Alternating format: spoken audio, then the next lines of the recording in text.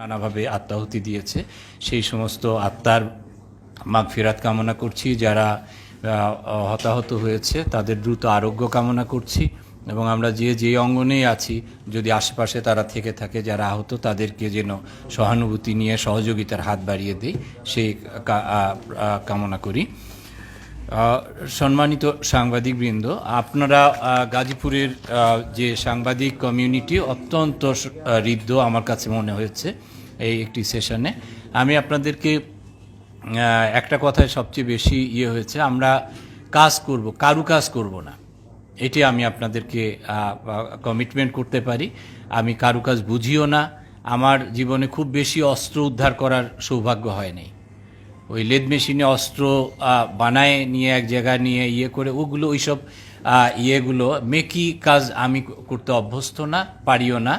আমি আশা করব আপনারা আমাকে আজকে অভিনন্দন একটু কমই দেন যদি আমি এখান থেকে আজকে যেটুকু আস্থা আপনাদের মাঝে সঞ্চারণ করতে পেরেছি, যদি 2 মাস পরে যদি আমরা আরেকটা রিভিউ এই রকম মিটিংয়ে ডাকি, সেদিন যদি আপনারা একটুও আমাদেরকে অ্যাপ্রিসিয়েট করেন, আমি মনে করব যে এই 2 মাসের কাজ আমার একটু সফলতার মুখ দেখেছে। এটাই হবে আমার ইয়েটা। আমরা আমাদের যেই সামর্থ্য আছে সেটা নিয়ে ঝাঁপিয়ে পড়বো ইনশাল্লাহ। আমি একটু ধাক্কা খেয়েছি। আমার ধারণা ছিল আসলে যে ইউনিট নিয়ে কাজ করে তার বাইরে আসলে খোঁজ নেওয়া হয় না। আমি জানতাম যে গাজীপুর হলো বাংলাদেশের যতগুলো মেট্রোপলিটন পুলিশ আছে তার ভিতর সবচেয়ে বেশি এরিয়া কাভার করে, ইভেন ডিএমপি থেকে গাজীপুর মেট্রোর এরিয়া বেশি। এটা কিন্তু এখানে এসে দেখলাম উল্টাটা, এখানকার ফোর্স হচ্ছে সবচেয়ে কম।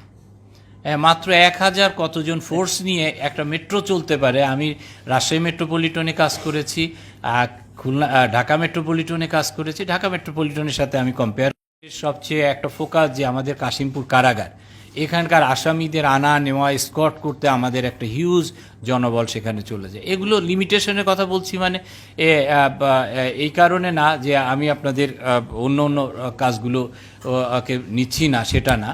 তো এগুলো আমাদের কিছু লিমিটেশন আছে। আর যেই কথা বললেন যে পুলিশ নিষ্ক্রিয়, আসলেই নিষ্ক্রিয় হয়ে গেছি আমরা।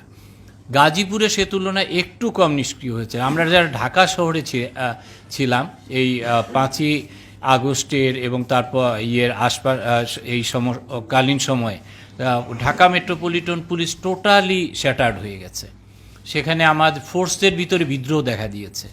কমান্ডাররা কমান্ড করে তারা পালায় চলে গেছে, যখন দেখেছে যে তাদের কাঙ্ক্ষিত সরকার আর নাই, তারা সব গুটিয়ে পালায় চলে গেছে যার মতো। কেউ ছদ্মবেশ নিয়ে, কেউ হেলিকপ্টার নিয়ে চলে গেছে। এই ফোর্সরা নিরুপায় হয়ে তারা করে জনরোষের মুখোমুখি হয়ে অনেকে আত্মাহুতি দিছে।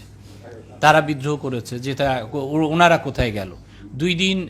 3 দিন পর্যন্ত রাজারবাগ পুলিশ লাইনে কেউ সিনিয়র অফিসাররা ঢোকার সাহস পাচ্ছে না। এর ভিতরে এই যে আমরা যারা এই পুলিশিংয়ের ভিতরে ছিলাম না, আমি সিআইডিতে চাকরি করতাম, আমাদের এরকম কিছু লোকজন যারা সাইড লাইনে ছিল, এরা কোনোভাবে আমরা পেনিট্রেট করলাম, করে তাদের ভিতরে যে ভাই আমরাও তোমাদের মতো বৈষম্যের শিকার, আমরা তো এর ভিতরে ছিলাম না, আমরা তোমাদের কমান্ড দিইনি। তখন তারা আমাদের উপরে আস্থা আনলো। তখন আমরা সেই ডেড বডিগুলো নিয়ে জানাজা করে ডেড বডিগুলো বাড়িতে পাঠালাম। আস্তে আস্তে ফোর্সটা তাদের সেই নিউট্রালাইজ হলো, তাদেরকে আমরা কাজে ফিরিয়ে আনলাম। তো এখানে আমি আপনারা প্রশ্ন করেছেন, আমাদের এই মুহূর্তে আমাদের এখানে কোনো সদস্যই অ্যাবসেন্ট নেই। সবাই যারা হতাহত হয়েছিল বা ওই সময় অ্যাবসেন্ট হয়েছিল তারা আবার পরে কর্মে যোগদান করেছে। আমাদের এখানে কোনো নাই। আমাদের এখানে যেই অস্ত্রগুলি যেগুলো হয়েছে লুণ্ঠন চেষ্টা করছি, এই মুহূর্তে আপনাদেরকে পরিসংখ্যানও আমরা দিতে পারি। আমাদের লুণ্ঠিত অস্ত্র ছিল চায়না রাইফেল 4টা, তার ভিতরে 2টা উদ্ধার হয়েছে, 2টা এখনও মিসিং রয়েছে। 9mm পিস্তল 12টা আমাদের মিসিং, তার ভিতরে আমাদের 5টা উদ্ধার হয়েছে। শর্টগান আমাদের 13টার ভিতরে 4টা উদ্ধার হয়েছে, 7টা মিসিং। এটা আমাদের জন্য একটা বড় থ্রেট।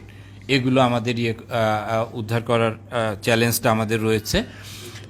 আরও যে এর মধ্যে একটু জানতে চাচ্ছিলাম যে 2টি সেনাবাহিনী কর্তৃক 10টি পোড়া উদ্ধার করা হয়েছে, আর এই 11টা মিসিং। সিঙ্গেল ব্যারেল 9টার ভিতরে 9টা ও আচ্ছা, অস্ত্র উদ্ধার হয়েছে। পিস্তলের ভিতরেও এরকম 3টার ভিতরে 2টা উদ্ধার হয়েছে, একটা মিসিং আছে। 12 বোর শর্টগান সবগুলোই পাওয়া গেছে, 12 বোর রাইফেল দুইটাই মিসিং আছে। এরকম পাবলিকের যে ইয়েগুলো ইয়েতে থাকে এগুলো এই অবস্থা আছে। তো এটা আমাদের একটা বড় চ্যালেঞ্জ রয়ে গেছে। আপনারা বলেছেন যে কোনাবাড়িতে সম্ভবত সাংবাদিক ভাইদেরকে জড়িয়ে একটা মামলা হয়েছে। সেই মামলায় আপনাদেরকে আমরা আসার কথা শোনাতে চাই। আপনারা হয়তো দেখেছেনও যে আমাদের একজন পুলিশ সদস্য যে তাকে আমরা এখানে গ্রেপ্তার করেছি, এবং এই মামলাটার মূলত ইতিমধ্যে তদন্ত যতদূর গেছে মূলত যে ভিডিও ফুটেজ থেকেই অনেকটা ক্লিয়ার। আমাদের এই মামলার রহস্য উদ্ঘাটনের জন্যে আমরা কাজ করছি। এখানে কোনো অহেতু কেউ বিড়ম্বনার শিকার হবে না। আমার ধারণা যারা যে সাংবাদিকদের নাম এফআইআরে আছে তাদেরকে কি পুলিশ কোনোভাবে ডিস্টার্ব করছে? আমরা সেই বিষয়টা অত্যন্ত ক্লিয়ার করেছি যে কোনো ইনোসেন্ট লোক যাতে হ্যারাস না হয় সেই বিষয়টা আমরা সর্বোচ্চ নিষ্ঠার সাথে দেখব। এবং শুধু এটা না, যে এখন জানেন যে অনেক মামলা হচ্ছে একতরফাভাবে অনেক আসামি দিয়ে ঢালাওভাবে মামলা হচ্ছে। অনেক এটা আইনের একটা স্পিরিট আছে, অনেক সময় আমরা এটা কন্ট্রোল করতে পারি না। আমরা যিনি কমপ্লেইনেন্ট তাকে চেষ্টা করি নানাভাবে করে যে সঠিক জায়গায় মামলাটা করার জন্যে। অনেকের ক্ষোভ থাকে, সেটা নিয়ে অনেক লোকজন পেঁচায় থাকে। তো এই জায়গাগুলো আমরা অনেক সময় নিরুপায় বা কোর্টে যে করে দেয় এই সময়, কিন্তু সেই ক্ষেত্রে আপনাদেরকে আমি অ্যাসিওর করতে চাই যে